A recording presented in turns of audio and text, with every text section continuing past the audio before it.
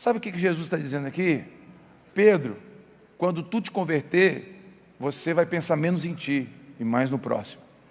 Pedro, quando tu te converter, você vai cuidar mais da sua esposa e vai querer fazer ela feliz e não só você querer ser feliz. Pedro, quando você se converter, você vai parar de querer ganhar em cima de alguém, e quando você fizer um negócio, você vai ser justo, Pedro, porque você vai olhar para o lado. Uma das características da conversão é o ego, o meu eu, ele morre para que eu olhe para o lado, eu perceba o outro. Eu queria trazer uma palavra que eu trouxe no culto das 5, ainda que breve, eu quero deixar no seu coração essa palavra. Abra comigo Lucas capítulo 22, versículo 31, eu quero deixar para você isso, eu creio que pode falar ao seu coração.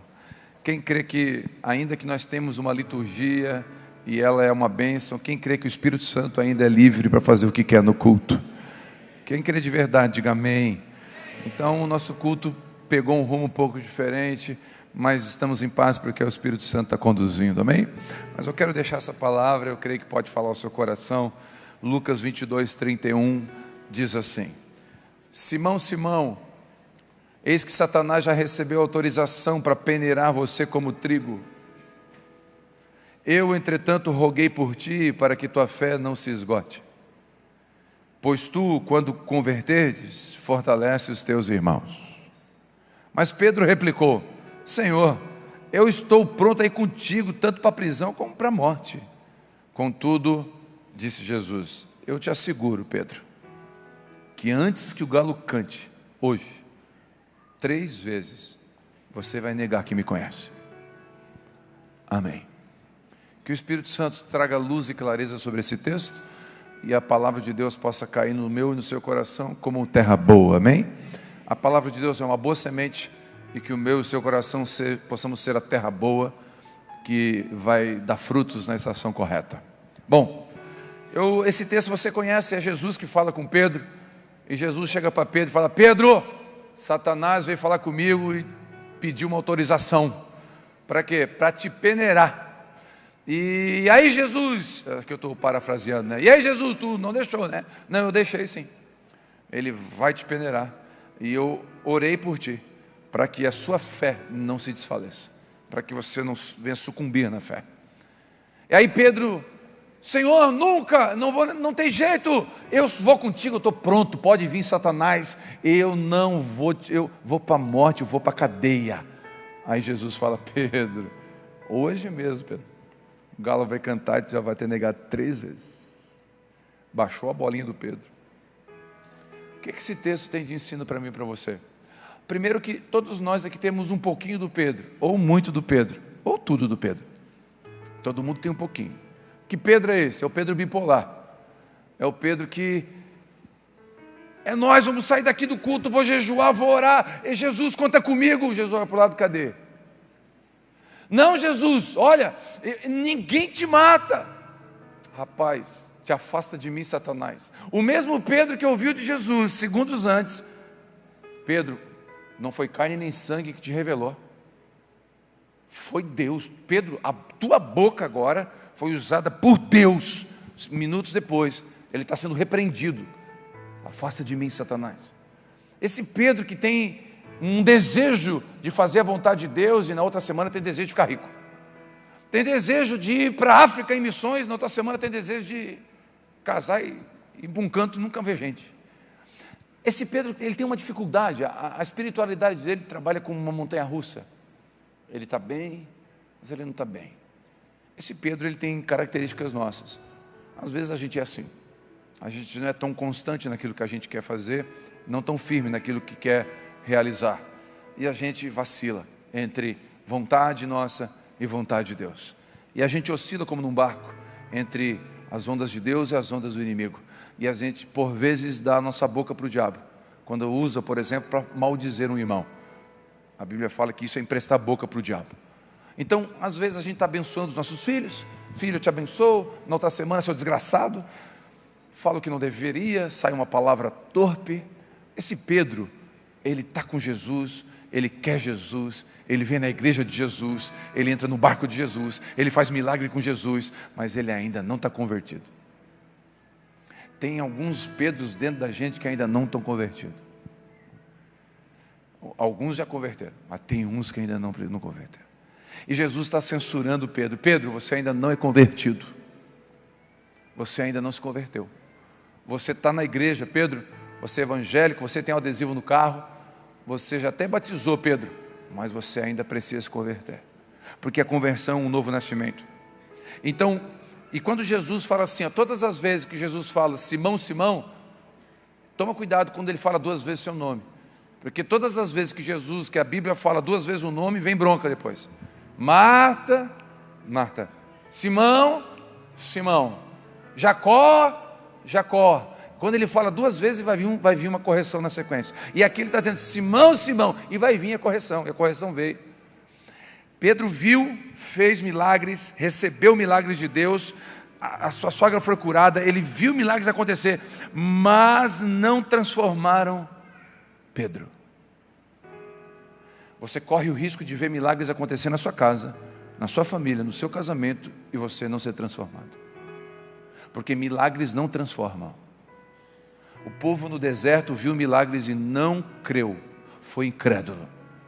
Deus fazia descer codorna, pão, maná, abriu o mar, água da rocha, milagres aconteciam o tempo todo, e era um povo incrédulo, constantemente murmuravam, porque viram os milagres, mas apenas ver e experimentar milagres não nos converte, não nos transforma. Pedro se achava bom, e isso é um dos sinais do Pedro que habita em nós, que não é convertido. Se achar bom. Todas as vezes que a gente se acha bom é um sinal ruim, prova que a gente está afastado de Deus. Uma pessoa perto de Deus, quanto mais perto de Deus ela está, menos ela se acha bom. A Bíblia vai dizer isso em Êxodo, Deus falando, quanto mais perto de mim vocês estiverem, mais da minha santidade vocês vão ver. Andar com Deus vai nos constranger que nós não somos bons, e Ele é bom. Sabe quando que eu sei que eu estou me afastando um pouco de Deus? Pastor, você se afasta um pouco de Deus? Não intencionalmente, mas às vezes sem querer, no afazer do pastoral, eu estou pastoreando, aí eu penso, não, vamos produzir para Deus, vamos pastorear as pessoas e vamos visitar, e às vezes no fazer tantas coisas, eu esqueço do principal, que é o quê? Intimidade com Ele. E a gente troca a performance, o trabalho, pela intimidade, a gente substitui. E às vezes, sabe quando eu percebo? Quando eu estou mais rude com a minha esposa, quando eu estou mais áspero com as minhas filhas, quando eu estou mais ignorante com os irmãos, quando no trânsito a minha paciência está indo embora, e eu percebo, eu me afastei, eu não estou bem, eu não estou perto dele, porque quanto mais perto dele eu estou, mais amoroso eu sou, mais atencioso eu sou, mais apaixonado pelas pessoas eu sou, melhor marido eu sou, melhor pai eu sou. Então Pedro ele é corrigido por Jesus, chamado a atenção por Jesus, porque se achava bom, e Pedro realmente estava convencido que era bom. E esse texto apresenta 4 verdades, eu queria pontuar. Primeira verdade, repete comigo, Satanás, não tem como não lembrar, hoje no culto das 5, na hora que eu falei, repete comigo, Satanás, teve um irmão, está amarrado, calma, você não está invocando ninguém, tá? É só até porque o texto que a gente leu está escrito Satanás. Então fique em paz. Então repete comigo, Satanás. Pode falar com força, não vai vir não, fica tranquilo. Está amarrado, ele não vai vir.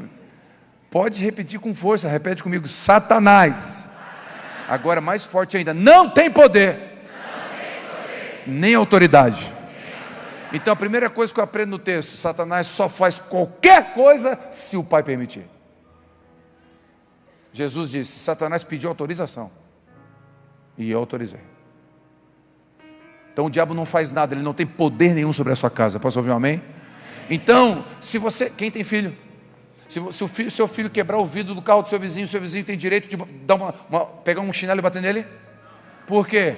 Porque não é pai. Então o seu pai é Deus, o diabo não tem poder de tocar em você, a não ser que o pai autorize, com algum propósito.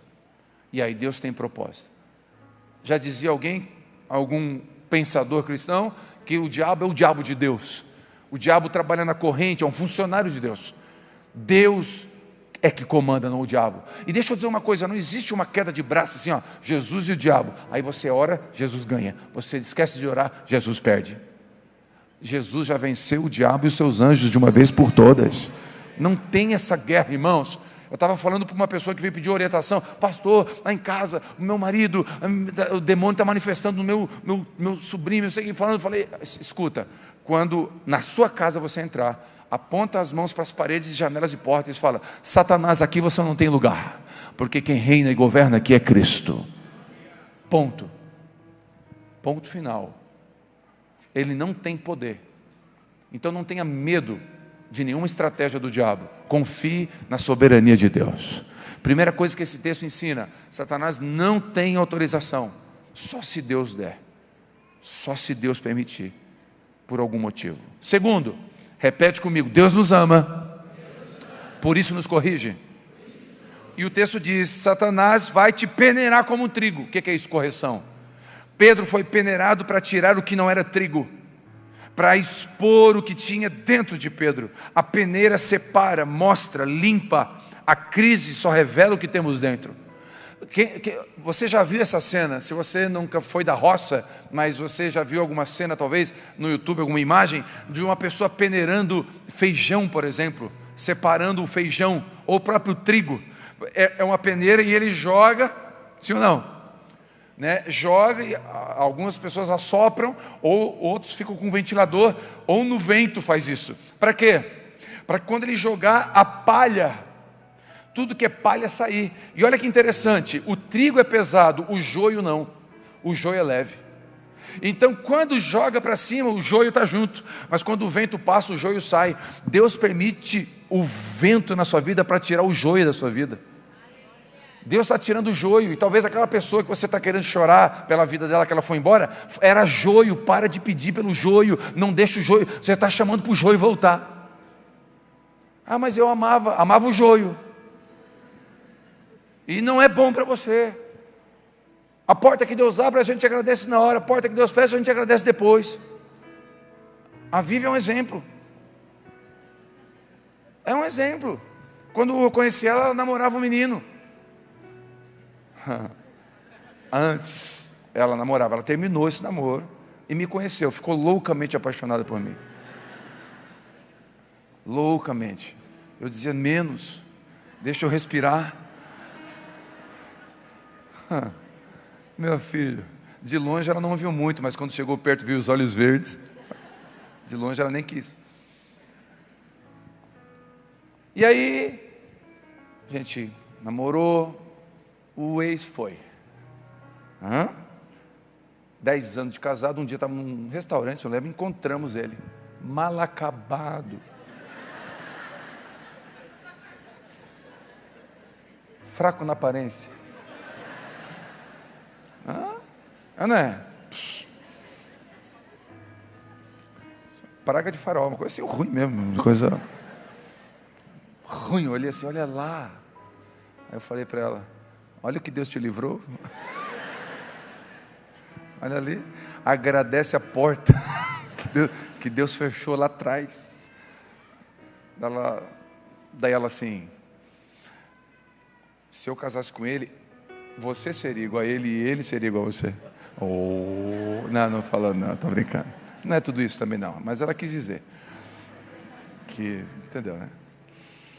Então, Deus está permitindo a peneira, talvez para você sair desse emprego, porque Ele quer tirar joio da sua vida, quer tirar palha, aquilo que não presta.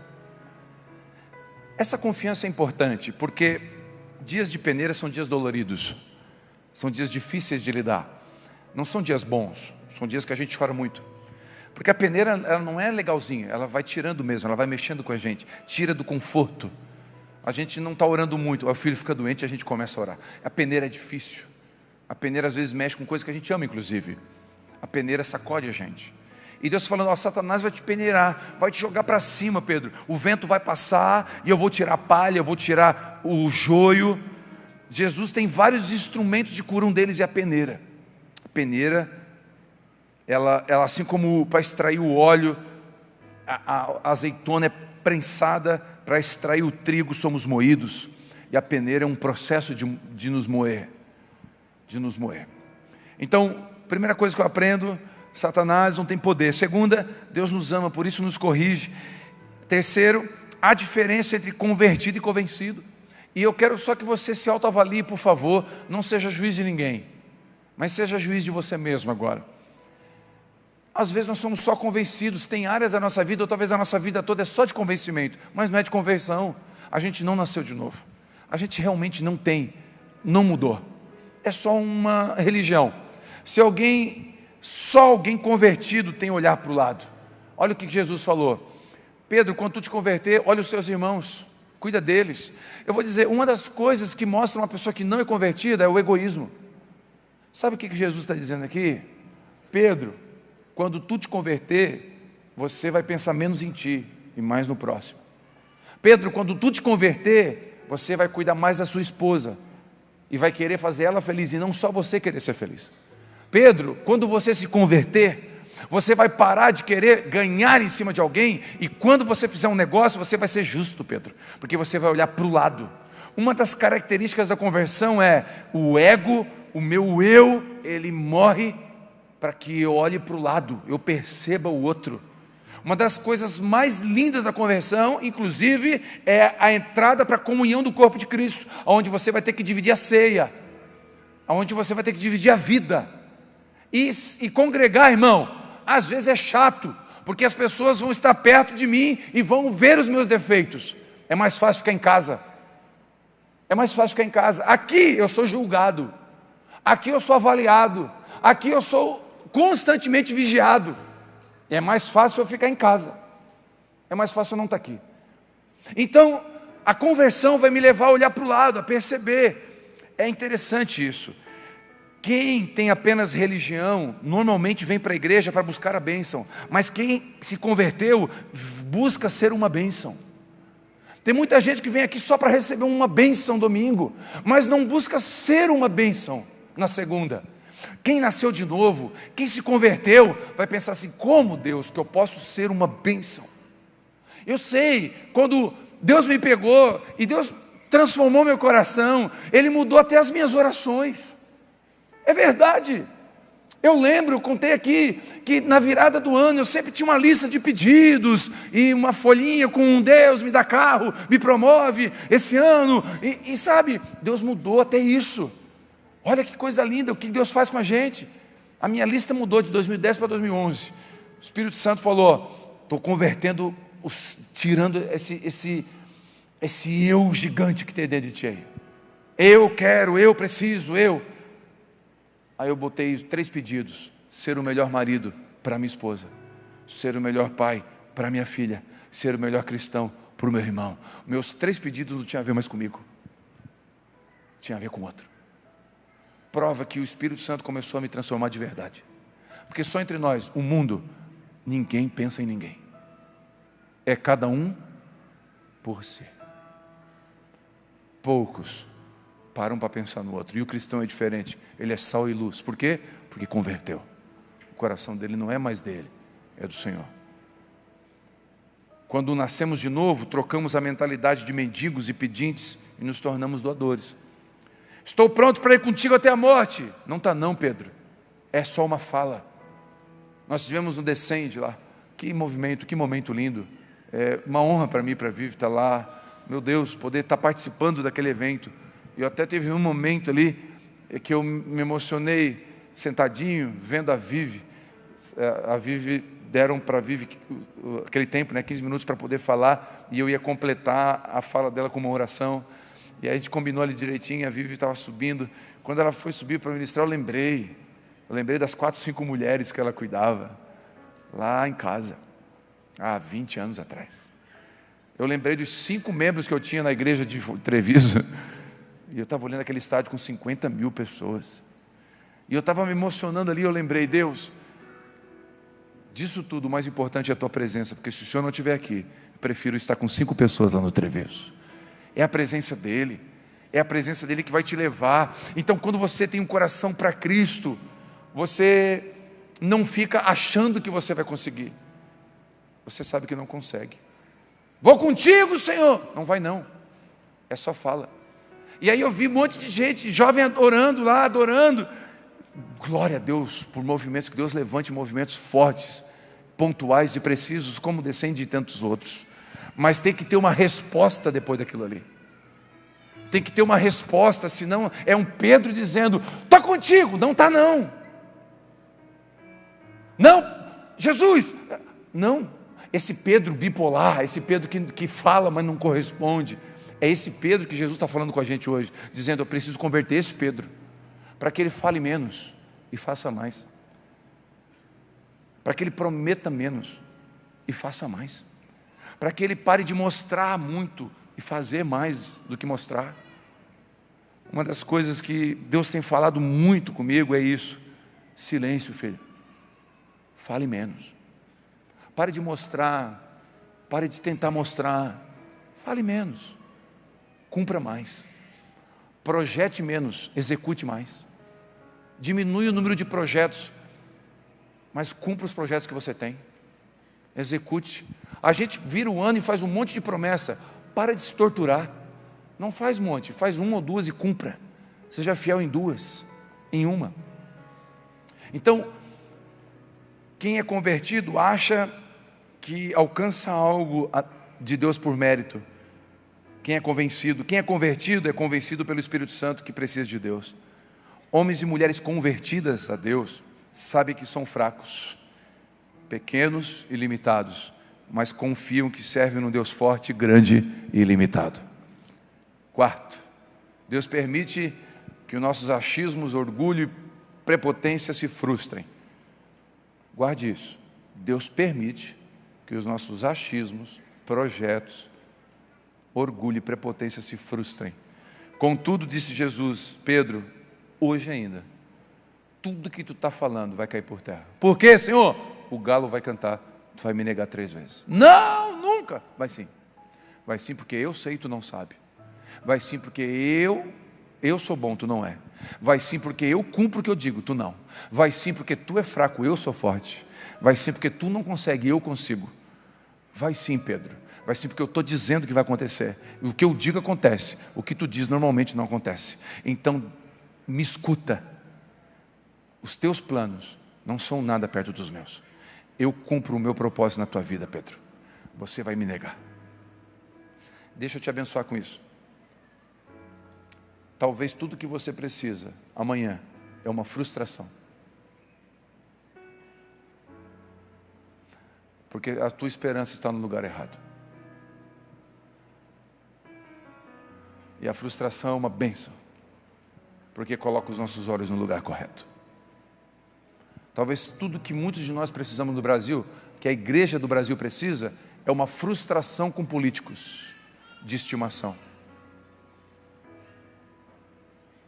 Para a gente voltar a botar confiança naquele que nunca nos decepciona. A gente está com a esperança no lugar errado.